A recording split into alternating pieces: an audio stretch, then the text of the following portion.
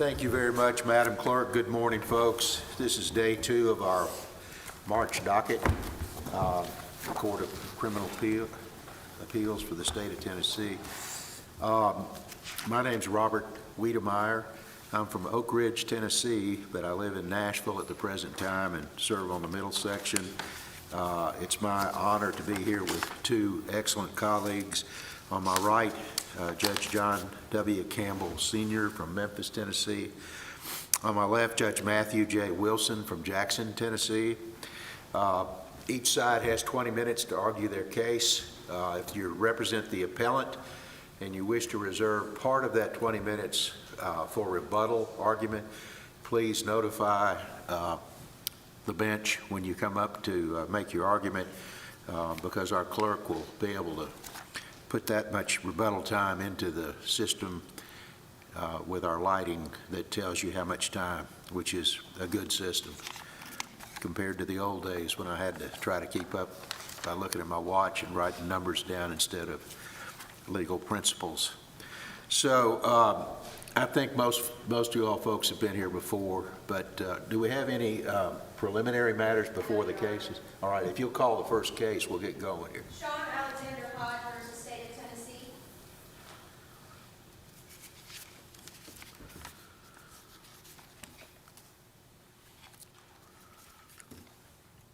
All right, is this Miss Lewis? Yes, Your Honor. All right, good morning. Good morning, Your Honor.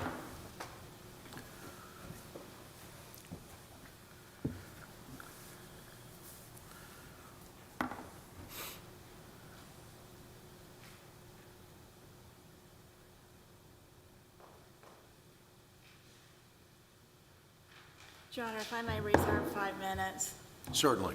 for rebuttal. And if you don't mind, pull that mic down just a tad. Yeah, Yes, and Your Honor. speak up. I can Yes, Your Honor. hear, but it's not perfect hearing, and I want to hear every word, so go right ahead. Yes, Your Honor. Thank you, Your Honor. May it please the Court, Shaun Alexander Hodge is serving a life sentence in the Tennessee Department of Corrections for a murder. Mr. Hodge was convicted solely upon eyewitness testimony. All of that eyewitness testimony was problematic, except, I would argue, for one witness. The first witness who testified was Deborah Turner. Ms. Turner was impeached because she had a motive to be angry with Mr. Hodge because Mr. Hodge had assaulted her son. Witnesses testified on behalf of Mr. Hodge, in fact, that Ms. Turner had told them that she was going to testify falsely against Mr. Hodge and implicate him in the murder. Second witness was Mr. Bolden. Mr. Bolden was the alternate suspect in the crime. He was seen there during the drug transaction. He had a motive, and he fit various witness descriptions. In fact, Mr. Bolden testified at the trial that he was testifying in part because he did not want to be prosecuted or implicated in the crime. There was another witness, Lorraine Young, who testified that she had seen the shooting, but her testimony was impeached because of intoxication. And also because of statements that she made during the trial.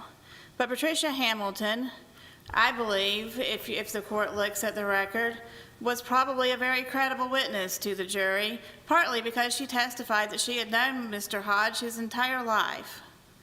And she testified that she could see what had happened and that she knew that it was him. And so I think that was a very powerful identification.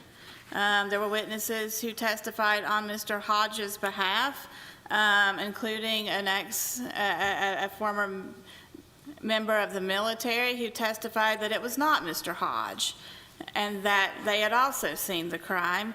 But I believe that in the swearing contest between these witnesses, that the jury would have been likely to have accredited Ms. Hamilton because of her lengthy acquaintance with Mr. Hodge. And so therefore, Ms. Hamilton was an absolutely crucial witness for the prosecution's case. Mr. Hodge filed an original post-conviction petition, and then he later filed his original quorum nobis petition. And that petition was based upon an affidavit sworn to by Patricia Hamilton that she had been untruthful, essentially, in her testimony, and that she had not, in fact, witnessed the crime, that she had relied upon the statements of Deborah Turner. Now, that was her sworn affidavit under oath, and then when she got to the hearing and was subject to examination, she crawfished a little bit. And so the trial court in the original quorum nobis petition found that there wasn't sufficient evidence to grant the quorum nobis petition. Okay, let me stop you there, because this is like, there was another quorum nobis that was filed, and then there was this quorum nobis that was filed. Is that correct? Yes, well, actually, this is the third, so, Third one. yes. And all three of these quorum nobis petitions have been predicated on Ms. Hamilton, basically. Yes. Okay. And she testified at the first hearing, repudiated her affidavit where she said she had no personal knowledge, and the court found that the quorum nobis shouldn't be granted.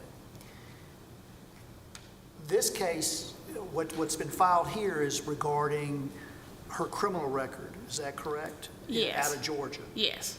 Okay. That was raised also in the second Yes. quorum nobis. So what's different about this one that would lead the court to believe that the trial court should not have dismissed it summarily? Well, I think what's different is, primarily what's different is that the second quorum nobis petition was filed pro se by Mr. Hodge. And then Mr. Hodge hired me to appeal that denial. Okay. But on Mr. Hodge's behalf, I retained an investigator after I got the case and asked the investigator to go down to Georgia. I was principally interested to see if we could find records from the jail that Ms. Hamilton had been in custody. Yeah, here's the, but isn't the issue as far as quorum nobis and newly discovered evidence is not that, oh, we just found it, but the fact that it was discoverable, you know, by if there'd just been some more effort done. It wasn't that it was concealed from him. And from what I gather from reading this, these were public records out of Georgia that you recovered under open records request. Is that correct? No. So Mr. Hodge had received assistance from persons with Black Lives Matter who had requested those records, and then he filed his pro But se. they were public records, and I guess they got them by request. Is that right? Yes, from the state of Georgia. So, Okay. but not from the clerk's office. I understand that, but they came from the state of Georgia. Yes, yes. All right. Okay. And, okay. And I mean, that's my understanding, and that's what's, you know, what my client has told me and what's in the records, so. And those were presented in the quorum nobis petition before this one? Yes, Your Honor. Okay, so what's different with this one as opposed to the one that was from 22 or where it was? Well, 2022? I think, Your Honor, what's different is, you know, and the reason that I filed to reopen was because, you know, kind of my understanding, one of the main reasons that the trial court and this court, you know, held that there shouldn't be an evidentiary hearing was because Mr. Hodge was not reasonably diligent in trying to get these records. And what I think So is now- different. Well, but does that mean now that he's done something, he shows due diligence? Well, I think that it's a reason for him not to have been able to find them, because when my investigator went down there, you know, she was able to find the drug conviction, but they told her that these theft records didn't exist. Okay. And so therefore, you know, the most obvious place to look would be the clerk's office for for a record of a conviction. But it wasn't in archives. It wasn't there. I mean, she simply, what she was told was that the records didn't exist, they couldn't find them. And so I think that's a reason for him not to have been able to find the records sooner, because, I think it's twofold.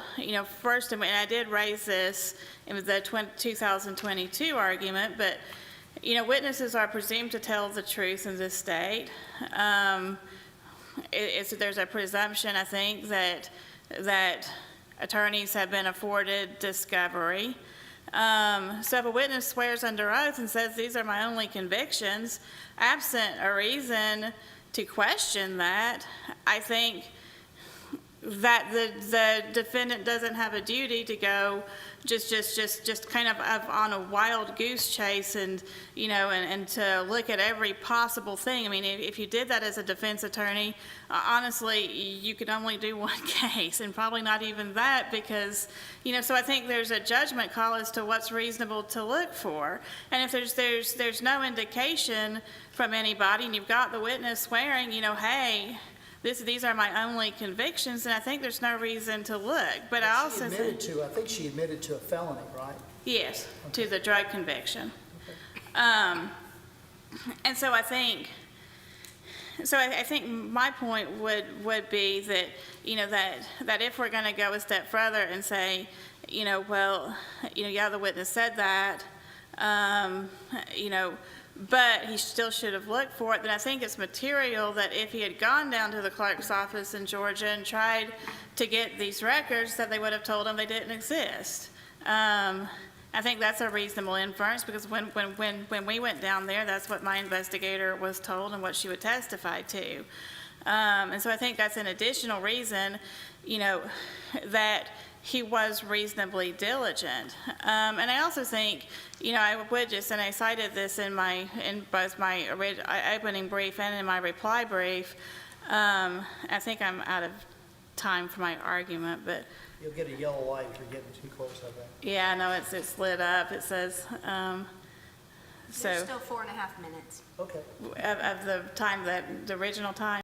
And I think, there was a discovery request, there was a subpoena. So there's a marked difference in, who had custody. I believe noted when they denied this is that Mr. Hodge could have obtained these records himself at any time, or when Ms. Hamilton testified at the earlier hearing, she could have been asked about her criminal background. And on top of all this, she admitted that she had a felony conviction when she testified originally, that the jury considered that she had a criminal conviction, and they could assess that as far as her credibility. So I'm still wanting to know what's the difference between this hearing and what you did, the one that went on upon appeal. Well, I think, Your Honor, what the difference is, and I think Your Honor raised a good point, and that is the reason that I think that it is very similar to Workman is that assuming that what the clerk's office told my investigator is what they would have said, throughout the case, well, then the record wasn't available, at least from the clerk's office, which is the most obvious location, because they're saying it's not there. And so if Mr. Hodge, let's say that when he filed his original quorum nobis petition, he had gone down to the clerk's office, if they're going to tell him, well, this record doesn't exist, then I think that it's just that it's a very similar situation to Workman, because, in Workman, you had the medical examiner's office saying this photograph doesn't exist. Well, it turns out that it did. Obviously these records were somewhere, but, they weren't obtained from the clerk's office, which is where, you would expect the records to be housed. So where were they obtained from? I believe that Georgia has a state FOIA act. And so what my understanding is that Black Lives Matter submitted a FOIA request to the actual state of Georgia. So that was my recollection, is that there was a Freedom of Information Act request. Yes. And it was responded to. Yes. And again, anybody could file that. Yes, but I mean, I think there's also, I think, if you did that, you could go through the transcript and every single witness who testified, say, well, maybe they lied about this and maybe they lied about that. And, so you would just have, a huge haystack of issues. But I think what you do as a lawyer is that, you look for the eggs where they might be located and where you have some reason to believe that if I go over here and I spend the resources to look into this, I'm going to find some Easter eggs.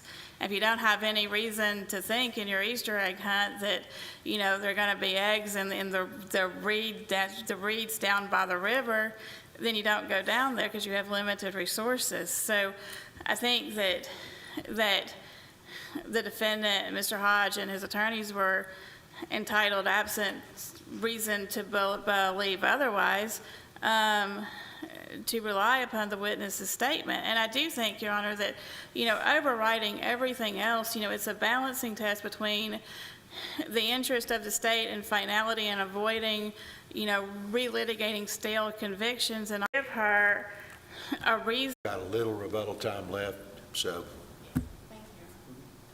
But the red light popped up on our side of the light, so. All right, General Orr, good to see you again. Good to see you, Your Honor. Good morning, and may it please the court. Courtney Orr on behalf of the state. Judge Campbell, my opening remarks kind of address what you were asking opposing counsel. This is an appeal from Mr. Hodge's third error quorum nobis petition, which was filed more than 20 years after his conviction for first-degree murder became final. His second error quorum nobis petition, which is virtually identical to the one presented today, statute of limitations for error quorum nobis petitions.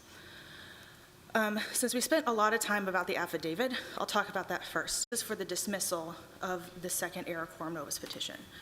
And they still do not answer those questions today.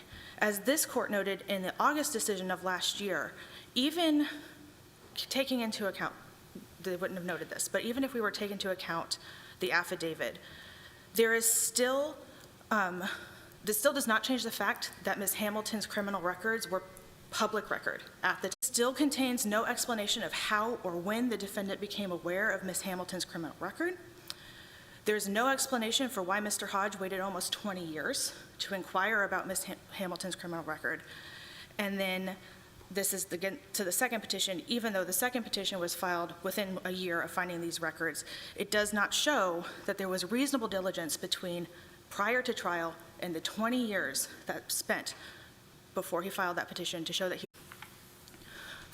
therefore, for the same reasons that this court affirmed the dismissal of the error quorum nobis petition last August, it should affirm the dismissal again here today on a drug conviction. She also testified during cross-examination at trial that she had a prior conviction for theft, and that conviction was less than 10 years old instead of more than 10 years old, would not have affected the outcome of trial and cannot be the basis for error quorum nobis relief. That holding still carries weight today. And finally, to the extent that Ms. Hamilton, or Mr. Hodge is arguing Ms. Hamilton was absconding from a probation revocation warrant or was in jail at the time of the offense, that claim is based, or that she was incarcerated at the time of his offense. All we have is that she was convicted of a drug conviction. At some point, she committed theft within 10 years of the officers in her statement. And then finally, just to touch on it briefly, because it was mentioned, this was originally filed as both an error quorum nobis petition and Rebuttal? Yes, Your Honor. Just briefly, I disagree with the general's assertion that there was no explanation given for Mr. Hodge's failure to obtain the records sooner. I think that there were two explanations given for that. Number one, he didn't have any reason to go looking for the records because of the witness's sworn testimony at the trial, and absent any reason to disbelieve that. The second reason is, I think is the gravamen of this appeal, and that is the affidavit from our investigator that the clerk's office down there in Georgia is saying these records don't exist, and that they're not available. I think the fact that the needle may be in another haystack somewhere, doesn't change the fact that the most obvious place to look would be the clerk's office, and you've got the clerk's office saying these records don't exist. I don't have an explanation for that, but, that's what my investigator has sworn to. It's what she told me. It's what she put into her affidavit. So I think that's our second explanation for why he didn't find the records sooner. I do think that the real point here, first of all, this is a crime of dishonesty. It happened pretty contemporaneously with this trial. According to the records, the affidavits of complaint and the theft warrants were issued in March of 1998. But let me go back to when she testified at trial, she admitted to a felony drug conviction, and she said she had a theft conviction. Yes, Okay. more than 10 years old. Well, but it's still got, the only reason that would be really critical is if the court was going to leave it out, say that it's over 10 years old, therefore it's stale. But she testified she had, the issue is, does she have a conviction? Because that's what the jury would be thinking about, because if it's a theft conviction and goes to dishonesty, the jury then would consider that. So the jury considered it. Well, I think, though, Your Honor, that, that me having a theft conviction from 10 years ago and me having a theft conviction that's pretty contemporaneous with the trial, the 10-year-old conviction, well, I could have turned my life around, and there was a... But the jury would still hear it, and the jury could still consider it whether or not it goes to credibility. But it would be the weight that's given to it, and I think in a credibility contest and swearing contest between witnesses, I think that something that happened more than 10 years ago, and there's testimony solicited by the prosecutor that, that the witness was a church-going lady now, and it kind of turned her life around. And so the fact that, and that was all in reference to that drug conviction. And so, the way that it was presented to the jury was, yeah, she has this drug conviction, maybe she has this old theft conviction, but after that, she's really, gotten right with the good Lord above, and she's going to church, and she's reformed. And so I think that what this theft conviction, first of all, shows is that she hadn't reformed. And secondly, I'm about to run out of time, but just very quickly, the main thing to me about this is that a theft conviction would violate her rules of probation or parole, depending on what she was on. And those rules are within the record. And so maybe there's a missing warrant, maybe the records are incomplete. Now, when you say maybe, that now we're getting in the realm of speculation. Yes, but what's not speculation is that she was under those rules of supervision, and she would have known that. And so if she's committed a theft and she knows that she has that warrant out there, and I think that's subject for cross-examination, and that should have been heard by the jury to make that determination. Now I'm out of time. All right, thank you, Ms. Lewis. Thank you, Your Honor. We'll take the case under advisement. Appreciate the good briefs and the good argument, and you're welcome. And I appreciate your following the light, as so particularly, as I guess is a good word. So, yesterday we had a few lawyers who didn't follow the light very well.